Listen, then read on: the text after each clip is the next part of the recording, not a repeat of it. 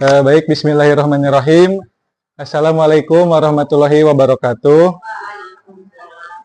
Sebelumnya mohon maaf mengganggu Bapak Ibu.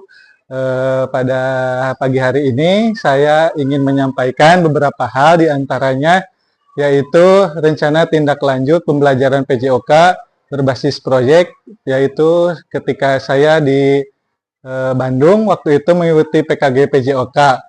Nah, di sini saya akan mengaitkan antara rencana tindak lanjut saya dengan komunitas belajar yang ada di sekolah di UPTD SDN 2 Bojongkantong, yaitu komunitas belajar mewah atau mandiri, edukatif, berwawasan, dan humanis. Di sini ada beberapa komponen yang akan saya sampaikan, yaitu yang pertama judul program, yang kedua latar belakang, yang ketiga tujuan program, yang keempat, capaian langkah dan hasil yang diharapkan. Yang berikutnya adalah struktur. Nah, di sini sesuai dengan yang sudah saya sampaikan tadi, yaitu judul program kegiatan permainan tradisional dengan menerapkan Sport Education Model atau SEM. Nah, seperti apa SEM itu? Modelnya seperti apa? Nanti kita akan disampaikan di slide berikutnya. Nah, latar belakangnya seperti ini.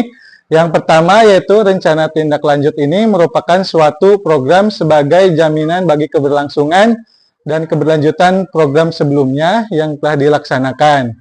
Nah, di sini khususnya untuk PJOK, kegiatan pembelajaran yang dilaksanakan adalah pembelajaran melalui model pendidikan gerak dan SEM atau Sport Education Model.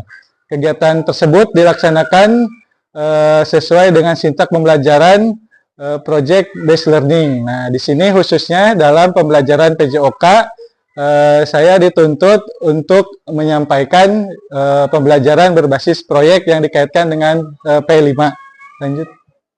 Nah, di sini tujuannya yang pertama, peserta didik mengenal beberapa permainan tradisional. Yang pertama egrang, tarompah, dan dagongan.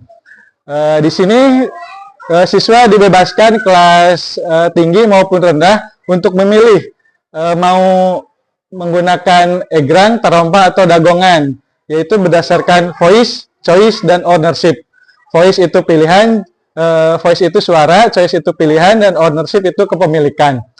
Peserta didik dapat mempraktikkan permainan tradisional, egrang, tarompah, dan dagongan dalam bentuk kompetisi dengan penerapan SEM. Peserta didik dapat mengetahui peran dan tanggung jawab sebuah kompetisi dengan penerapan SEM. Kemudian, peserta didik menerapkan permainan tradisional sebagai aktivitas yang menumbuhkan gaya hidup aktif sepanjang hayat di sekolah dan lingkungan masyarakat.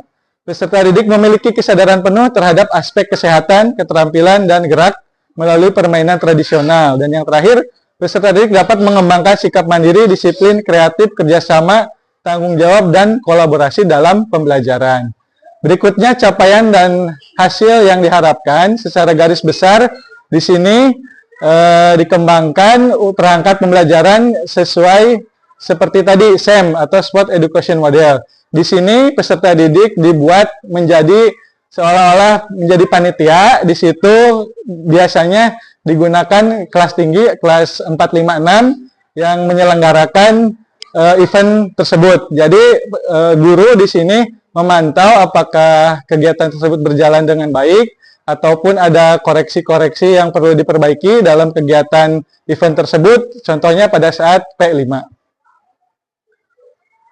Nah, di sini struktur program dan mitra komunitas belajar yang sudah dibentuk di SD 2 Bojongkantong. Yang pertama, ketuanya Pak Jani, kemudian sekretarisnya saya, bendaharanya Ibu Siti, bidang perencanaan pelaksanaan program Ibu Iin, bidang pengembangan organisasi, administrasi, dan sarana Ibu Hera dan Ibu Muslihati, dan bidang humas kerjasama Ibu Yeti dan Bapak Tarjo Iskandar.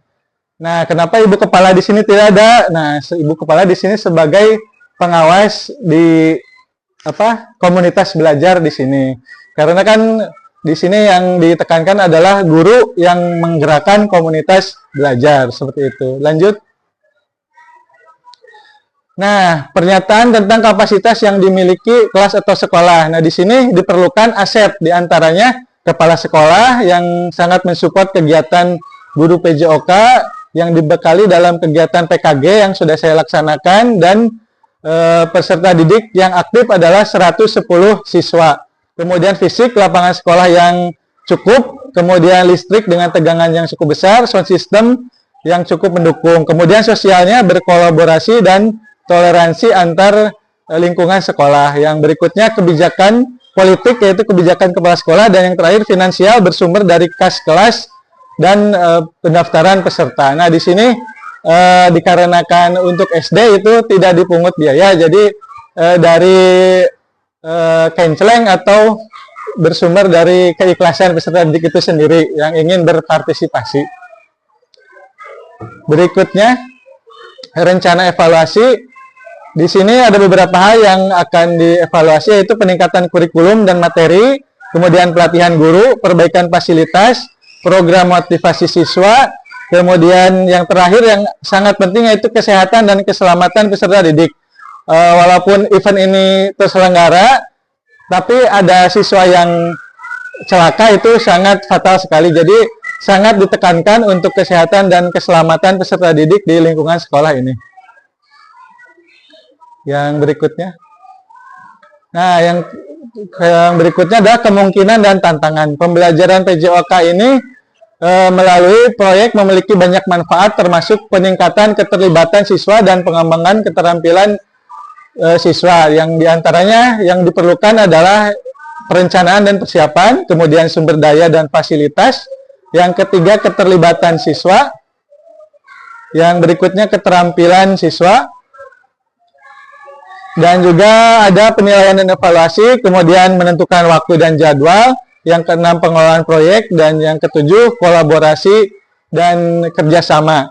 Nah, manfaat dari kegiatan ini selain untuk biasanya di jeda semester atau di pekan akhir P5 gitu ya, pada saat dikumpulkan peserta didiknya untuk menampilkan karyanya, bisa membuat egrang atau membuat alat-alat permainan tradisional yang lainnya.